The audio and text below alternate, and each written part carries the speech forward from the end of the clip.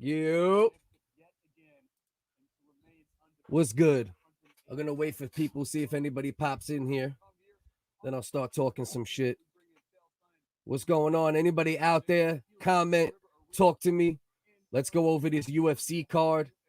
Was a fucking hell of a night of fights, I'll tell you that shit. You know, a couple fights under delivered, but a bunch of fights over delivered.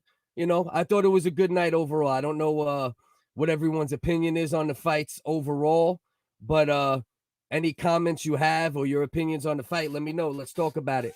Comment right here, wherever I'm streaming right now, whether it's Facebook, YouTube. I should get the comments. The more comments you guys make and leave, the more shit I'll have to talk, the longer we could stay live, get some good conversation, some good shit talk going. You know what I mean? So let's touch on the main event first, all right? Israel Adesanya versus Marvin Vetorri. Man, listen, one thing Israel Adesanya showed with this fight is that what happened in the Blachowicz fight isn't something that's just going to now happen in his natural weight class. He moved up a weight class. Marvin Vetorri got him down a bunch of times. He got a bunch of really solid takedowns, and he did nothing with any of them. And the one he almost did something with, Israel popped out of it every other time, popped back up, or was patient and got back up to his feet. You know, it was impressive to see Izzy, he had a little struggle with that against Jan, but I think that obviously had to do with the fact that Jan is a much bigger man, you know, so that's an obvious thing that's going to occur there. But aside from that, Izzy was sharp all night, striking on the outside for the most part. That's what made the performance so dominant, is that he stayed on the outside where he wanted to stay for the most part. The couple times Vetorri got in, he did get some takedowns. Like I said, nothing with them. Izzy was sharp. He was good at defending the takedowns. He was landing low calf kicks all night. Brutal with the low calf kicks the whole time. He knocked Vetorri down with a low calf kick. He hurt him with an uppercut. He was landing body kicks. Israel Adesanya is arguably the most precise and dynamic striker the UFC has ever seen. We still got to think about that a little bit. We look at guys like, Anderson Silva in his prime. There's certain people that are in that conversation as well. But Izzy, if he keeps doing what he's doing, he's going to have no choice but to get that label. Martin King just subbed, my guy. Do you think Izzy has the best stand-up game right now? I just answered it without even knowing I was answering it. Yeah, for sure. Israel Adesanya, when it comes to mixing it up, right? And it's not only the strikes, it's the feints. You know, they touched on that in the fight as well. He's actually able to like start throwing strikes, and because he's so fluid and the way he moves, whether it's a leg strike or a punch or some type of elbow, anything, he can throw half strikes and then cock them back in. No homo. He can, and then take them. That's how smooth this dude is, man. You know, sharp, and he looked just as sharp as ever tonight. A lot of people, they were crying, oh, look, he was exposed. He was exposed now. He's exposed. He showed he wasn't exposed by Jan Blachowicz, okay? We showed that in this fight, all right? He was taken down. He got all every time, up, every time. He usually did it with, it seemed like, it was explosiveness and slickness at the same time, but, it wasn't always a slow process. Most of the time, he popped out. So, Izzy, man, what a fucking performance by Izzy tonight, I'm going to go backwards, right? So we got anybody want to keep talking about any fight, leave a comment. We'll go back to that fight. I just want to run through them so I can clip these up for my YouTube channel and Instagram and all that good shit. Please also follow me on Instagram at Focus CDS. That's social commentary, fight sports, little comedy, hip hop, all that good stuff. At Whitest Guy is comedy. You just want to laugh. You like raw comedy that laughs at the ridiculousness of this world in a satirical way. Come fuck with me and the Whitest Guys over there. You'll see who they are. All right. Brandon Moreno versus Figgy. Man, listen, Brandon Moreno came out in this fight, and from the beginning of the fight, he took the initiative, took control of the fight. Figgy looked flat, if you want me to be honest. Maybe it's a weight cutting issue. Maybe Moreno just looked that good tonight. Time will tell which that was. But he didn't look the same to me. He looked flat. Moreno looked sharp. Moreno looked fast. He was landing popping jabs. He dropped Figgy with a jab. He just looked sharp and fast all night. You know, you got to give Moreno his flowers. All right, the first Mexican-born UFC champion, first one ever. So let's celebrate that. Much love to all my Mexican peoples out there from New York, Staten Island. Got mucho love for me Mexicanos, you know what I mean? But I'm white, so I don't know how to say that shit good. But I got love, man. I got love, and it's a beautiful thing. You know, Moreno was in the ring crying. You see Joe Rogan get emotional. You know, you see Rogan crying with him. I'm over here tearing up. So beautiful, beautiful, beautiful, beautiful thing to see. You know, Cousin Kelly, I love you as well. You know, so Moreno just looked good. He looked good all night. He looked fast, and then he ended up getting Figueiredo with a submission. He initiated it, got his back, sunk in the choke. Good night. You know what I mean? Looked really good tonight, man. You know, he looked like the man who wanted it tonight. And I actually took a little video of him walking out and how confident he was and how fired up he was. And I'm like, I wonder if this will backfire on him. But it turns out Moreno wanted it more. And from the beginning of the fight, opening bell, he took it to Figgy, was dominant, fast, and got the submission. Got him out of there. All right. Leon Edwards versus Nate Diaz. Okay. Now listen. This is why you got to love Nate Diaz, right? He was getting dominated, lost probably 90% of the fight, not even 99%. If it's 25 minutes that they fought, Leon Edwards won 23 of those minutes, maybe more. He dominated the fight. Sharp striking, very similar to Izzy's performance, stayed on the outside. Nate had some good flurries, touched him with a couple shots, rounds 1 through 4 3/4. And then at the very end of the 4th round, bang, caught Leon Edwards, okay? Leon was wobbling all over the place like they used to say on Queer Street. I don't know if you can still say on Queer Street. I don't know, but that's a saying, so don't cancel my ass. You got other reasons too. That's not a good one, all right? So Leon Edwards looked sharp, got hurt, end of the 5th round. If Nate hurt him in the middle of the 5th round, he might have got a knockout. He might have got a knockout in that 5th round. Very possible. But there was not that much time left. Leon Edwards did what great fighters do when they get hurt. He survived. He made it out the fight, and he got a dominant win. Finally got a good name under his belt. But let me tell you something. If Nate Diaz hurt him like that, imagine what Kamaru might do to him or the other bigger punchers in the division. So it's going to be interesting to see what Edwards can do against Usman. I believe they fought already, so it will be a rematch. But Edwards has improved tenfold since the first time they fought. I believe I'm right about that. Roast me in the comments if I'm wrong. But overall, great performance by Leon Edwards. Give the man his respect. All right, we're going to keep running through this card, right? So, okay. So, Jamal Hill versus Paul Craig. The Bear Jew. Once again, the Bear Jew. That's his nickname, the Bear Jew. He must be Jewish because I don't think you could have a nickname of the Bear Jew if you're not Jewish. I don't know, you know. I might not even be able to get away with saying it, but that's his nickname, the Bear Jew. Submission specialist, all right? Told everyone what he was going to do. He's going to test the young man's submission game, okay? Young, talented kid, Jamal Hill. Let me tell you something. This dude almost took his arm off, and Jamal Hill did not quit. He kept fighting through it. His arm was literally waving around like a flaccid dildo. Yeah, I'm saying pause. No Bruno. But his shit was just, shit looked like a dildo that don't want to have no fun that night. It's like, bitch, your pussy stink. I don't want to go in there. You know what I mean? That shit was crazy. That shit was fucking crazy. That shit was gruesome. That's one thing, man. I love boxing. You know, I love fight sports, MMA, UFC, all that shit. All that shit, right? Bellator, I watch all that shit. But that's the shit you don't see in boxing that much. You get to see wild shit in the UFC sometimes and in MMA in general. Leg breaks, arm.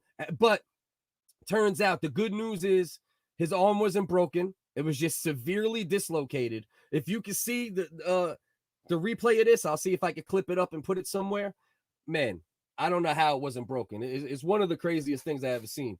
You know, but Paul Craig, the Bear Jew, got the submission. He's a submission specialist. He's a problem for anyone in the light heavyweight division. And light heavyweight, I think. Once again, roast me if I'm wrong. You know what I mean? But impressive performance, okay? Then we had I skipped over Damian Maia versus Bilal Muhammad. Really not much to say about it. It's kind of why I skipped over it. Sharp striking from Bilal Muhammad. Damian Maya don't have much left. All right, dude's 43 years old. He was basically just trying single leg takedowns the whole fight. Bilal stuffed him 20 or more, and he dominated. It wasn't, super beautiful to the eye, but it was pretty and stayed on the outside. Pop, pop, pop. Defended the takedowns, beat Maya convincingly. You know what I mean? So we also had the Dauber versus Riddell fight. That was probably the fight of the night. Hold on, we'll get back to that. I got my man commenting here. Bruce Bob Trotter. Vettori probably thought he should have won on that boring ass shit. The title should never change hands on a boring performance like that. Yeah, I don't know how the hell, like, Vettori must be out of his mind if he thinks that he won that fight. That's straight delusion, right? The first fight, it was a little more debatable. That fight was closer. Adesanya still won that fight. I think he was delusional to think he won that fight too. But this fight, it could not be a more clear loss. Let me share this in some groups, man. I want to keep talking shit for a little while, and I need more people in here. So that you want to talk about delusional. That's about as delusional as it gets. If Vettori thought he even came anywhere near winning that fight, because Adesanya dominated. He dominated from the beginning bell, really sharp. Said, yeah, bro. Yeah, exactly. Really sharp striking. I think he's gonna, I'm just sharing this to a bunch of groups, so pardon me looking down. But sharp striking throughout the entire fight. High, low, punches, kicks, calf kicks, body kicks, you name it. He was up and down the ladder the entire night. And, I also want to give Izzy once again a lot of credit for how he defended the takedowns. Because Vettori had him in some serious ass fucking positions that were bad. That a lot of fighters would have done something better with. So Izzy still got to be careful with the takedowns if he fights a guy that's even more proficient on the ground. But we got to give Izzy credit, man. Glad to see that cocky little fucker Figueiredo fucking lose. Brandon seems like a nicer dude overall. Yeah, I agree. I like Figgy. I like Figueiredo a lot. I'm definitely happy, very happy for Moreno. You know what I mean? You can see he has a lot of pride, a lot of Mexican pride. There's never been a Mexican-born UFC champion. So that was really, really, really nice to see. Very happy for Moreno. Figgy, I don't like seeing Figgy lose either because he's like such a dynamic fighter, his submission game, striking, power. So you want to see a guy like that continue to succeed. But I think he needed a little humble pie to eat again, because I think he was loving himself a little too much recently. And Brandon Moreno just showed up. All right, he showed up with his fucking with his work pail, he showed up with his fucking lunchbox, his fucking work boots, and he went in there. And you seen from the beginning bell, man, from the very beginning of that fight, it was very obvious who wanted it more. And I don't know if you agree with this, Bruce, if you're still with me, but I thought Figgy looked kind of flat, and they would talk about him winging shots, and I think he might have been winging shots because I don't know. Maybe I'm wrong, but that's what I saw from the very beginning of the fight. Now, Moreno might have made him look flat with his performance. That's very possible as well. But I don't know. He looked very flat to me, and Moreno, he looked like he's like, I'm winning this tonight. Nothing's stopping me from winning this fight. And that's what he said after the fight. And I think personally, with his performance, I think he very much showed that he was not gonna lose this fight tonight. So, a little flat. And Bruce agrees with me. Yeah, that's how I feel about that fight for sure. What else? So the Dauber fight, the Dauber versus Riddell fight, that was a fucking hell of a fight because Dauber hurt him right early, not early, but in the first round, bad. Had him ready to go, and then he came back. Riddell came back in the second round, started looking good, started popping him. That was a closer round, but I also gave that round to him by an edge. And in the third round, Riddell won most of that round and fucking almost put Dauber out. That's fight of the night, if you ask me. That I can't say Edwards versus Diaz because that didn't get real interesting until the very end of the fight. You know, the rest of the fight was a masterclass by Leon Edwards, you know. So Dober versus Rydell, I think that might have been the fight of the night. Let me see. What my man say? If they allowed the fight to go on forever, Nick was going to separate Leon from consciousness. That little bitch Leon got saved by the bell. I meant Nate. Nah, I got you. I agree. You know, if it was a street fight, Nate Diaz is probably going to beat Leon Edwards' ass. You know what I mean? That's probably definitely the outcome of a street fight between Leon Edwards and Nate Diaz. But it's a 5-round fight. Imagine if it was a 3-round fight, right? If it was a 3-round fight and Nate never got started like he didn't through 3 rounds of this fight, that shit would have been a ridiculous shutout, you know? And if the fight was 1 minute, not even 35 seconds shorter, 45 seconds shorter, we would have been like, damn, Leon Edwards abused Nate, you know? Respect to Nate. He hung in there, strong, tough, cut up, you know, but he got abused in a way. But because of what happened at the very end of the 5th round, we can't say that now. And either way, you take your hat off to Nate. He had the gash on the side of his head. He had the cut, the scar tissue cut reopened up, bleeding everywhere. Nate Diaz is the definition of a fighter. And that's why fans will always love him. I remember I didn't like Nate years ago. You know, I didn't like his brother or him for a good amount of time. But like, I started to realize, like, at first I looked at him like, he's kind of a dickhead. But then I realized like he's really only a dickhead to people that are dickheads. You know what I'm saying? So it's dickhead on dickhead crime, you know? So I learned to respect Nate Diaz a lot over the years. And, you know, it's going to be hard though, right? How does he get, like, listen, the way he hurt him at the end of the fight, it's going to save him in a way, right? The ending of the fight with Leon Edwards will save Nate Diaz to a degree. Because if you take the rest of the fight, you say, damn, we can't give Nate another big fight. You know what I mean? He don't deserve to fight for the title or a guy that deserves the title. You know what I'm saying? But because of that, he keeps himself in the conversation. So I'll give him credit for that. But at the same time, he only wants big fights, and he hasn't shown up for a big fight in a while, except for the end of this fight. So I don't know. You know, it'll depend. I shouldn't say in a while because he starched fucking Pettis. You know, that was 2-3 fights ago. But I love Nate. I'm just saying. He was dominated most of the fight. Let me see. He said, yeah, but Leon didn't win any fans. He won, sure. Yeah, Bruce, I don't disagree with that. You know, I think purists and people who like fight sports enough and like the nuances of it, I think he did enough, even for some casuals. You know what I mean? Like, I don't think it was like so boring. Like, I wouldn't say he was running so much. You know, he was just being tactical, coming in and out, pause, and you know, doing what he had to do to get a nice, obvious, clear, wide victory, you know? And then Nate just happened to catch him with a mean left and, you know, almost got him out of there. You know, it was a hell of a fight overall. Now we can look back at it and say, damn, you've seen that Nate Diaz, Leon Edwards fight, you know? But if that last 30 seconds didn't happen, we wouldn't be talking about that fight again. We'd be like, yeah, Leon dominated him. That's what a lot of people expected. That's what we thought we were going to see, you know? But now Nate does what Nate does, and he keeps himself in the conversation to a degree. So the Anders versus Stewart fight, that you want to talk about a disappointing fight? That's my disappointing fight of the night. The Anders versus Stewart fight. That's my disappointing fight of the night. If I'm giving, you know, throwing tomatoes at one fight tonight, it's that fight. Because that fight, the first one, obviously it ended on an illegal knee by Anders. Unfortunate for both men. You know, here they come back. That first fight started out looking like it was going to be a war. It seemed like early on, Anders made a decision that I don't know if it was a strategy to start, you know, prior to the fight, or if, you know, he developed it as he was fighting, but he just looked like he decided, listen, I'm just going to grind Stewart out. I'm the naturally bigger guy.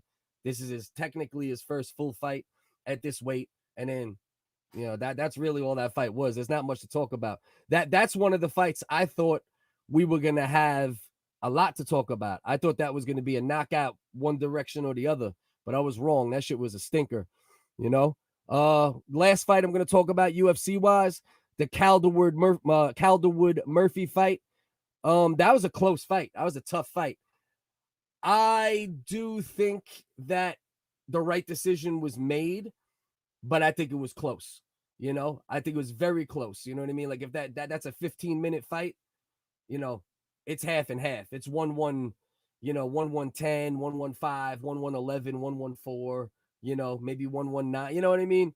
I hope I'm doing the right math. I'm speeding right now. but but yeah, I thought Murphy won. Calderwood looked good when she kept her on the outside. She had the best looking round. I think it was round 3, right? Yeah, round 3, Calderwood had the best looking round out of the 3 rounds, you know, but that doesn't win you a fight.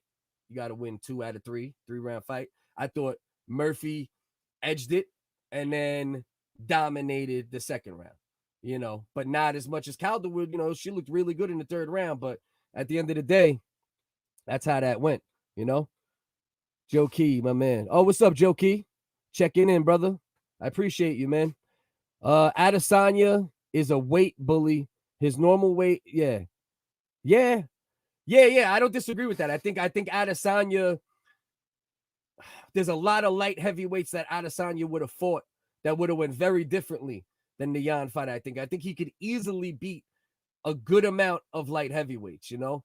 But I do think he's better off here for now, unless when he goes back up, it's the right opponent. You know what I'm saying? You know, another guy that's going to strike with him.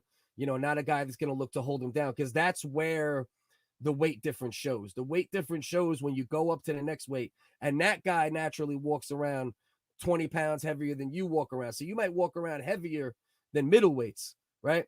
But once you get to, middleweights, you might walk around heavier than most middleweights if you're Adesanya. But once you get up to Yan and them, they're walking around as heavyweights when they're not fighting, you know? So, I don't know. We got to see.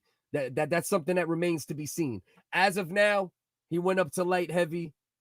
He got, you know, he didn't get dominated, because I had him winning, I think 2, 1.5, 2 rounds. You know, like it's hard to give him any more than 2, but I think 2 might even be a stretch. That might be me being a little bit of a Adesanya fanboy to a degree, because I like him a lot. So I try to check my bias as it leaves my mouth. You know what I mean?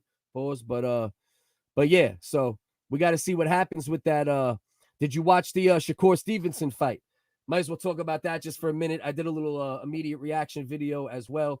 But Shakur Stevenson, boxing, obviously that was on ESPN tonight. I had both going at the same time at one point. I hate when that shit happens, man. This is one thing I wish about fight sports, right? Like, I understand that it's a competition, right? And you want to beat your competitors and all that good shit. But if they all coordinated, right? Can you imagine if UFC coordinated a little bit, you know, and with Bellator, or maybe some or Bellator conceded that the UFC was bigger and they only planned all their events opposite of the UFC or on different times when you know the UFC isn't having a big event. Same thing with boxing. All these different promoters, they're doing so much of a competition-driven game that it's actually hurting the sport to a degree, and it's hurting fight sports to a degree, because there's just too much fight sports on at the same time nowadays. And a lot of times it'll be different boxing matches, different promoters, scatter that shit, work together. Everyone would eat more. The whole industry would be bigger. The whole fight sports industry would be bigger if they could all just, you know, get the Reginald Denny shit on, and can't we all just get along? Like, that's the way it needs to be. You know what I mean? It's killing fight sports. It's hurting boxing bad. You know what I mean? This should be stopped. Weigh-in should be right before the fights. Yeah, I don't disagree with that either. I think there's a lot of things that could be looked at and changed as far as weight classes and cutting water weight. And, you know, because the problem is there's a lot of guys that would be fine not cutting weight, right? A lot of guys would be fine not cutting weight, but you have to play the game the other people are playing.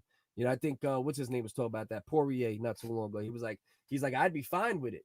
He was like, but at the same time, I have to do what they're doing, because, you know, I'll be at a disadvantage every fight. You know what I mean? Fighters should fight in their close to their natural weights. Yeah, I mean, like I said, I don't fully agree with you, but I also don't disagree. You know, I think there's room for conversation. They should poll fighters.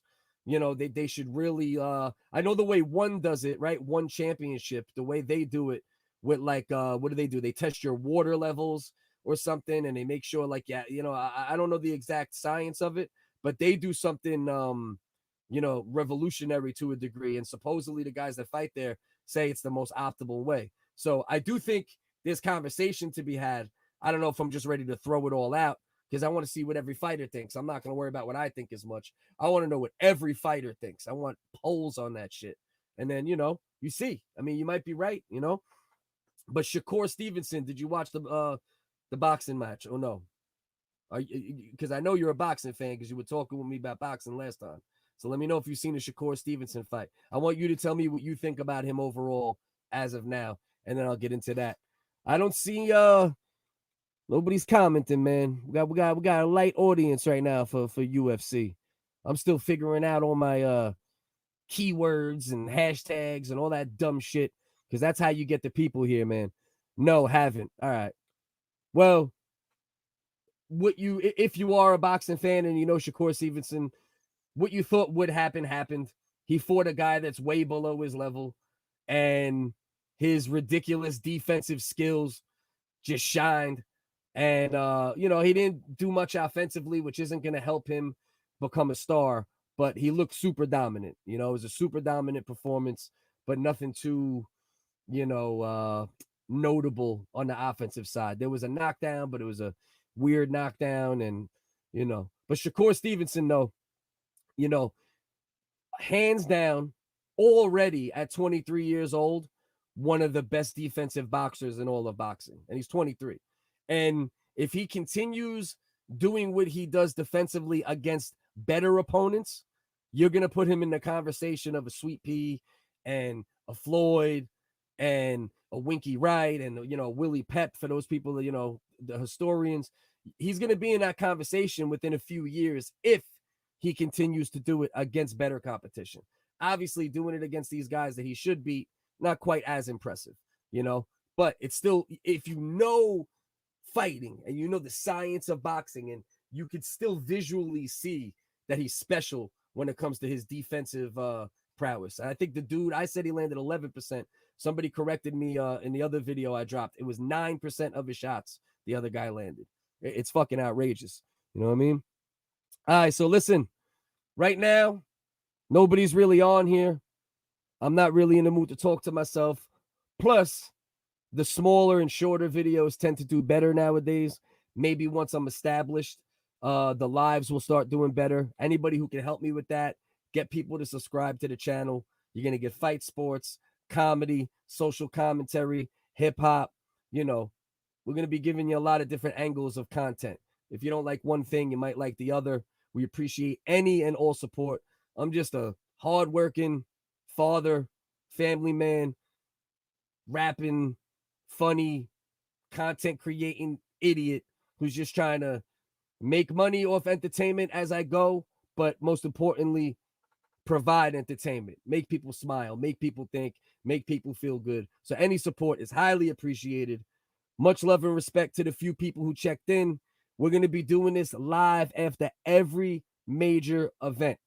UFC, boxing. I'm going to do immediate reaction, quick videos after every fight from now on, I think. Just throw them up there, see what they do.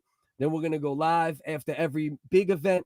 And every Thursday at 8 o'clock, we got Scrap or Tap Live, where we're going to preview upcoming fights. We're going to talk a little bit about the fights from the weekend, but I do most of that on the immediate reaction videos.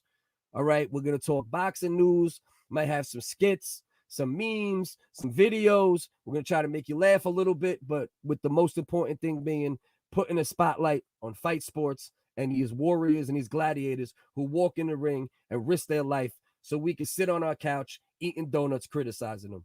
You know what I mean? Much love and respect, everyone. Talk soon. I see a couple other people checked in. We got eight people checking in right now, right? As I'm about to leave. If y'all want to leave some comments, talk to me. I'll stick around.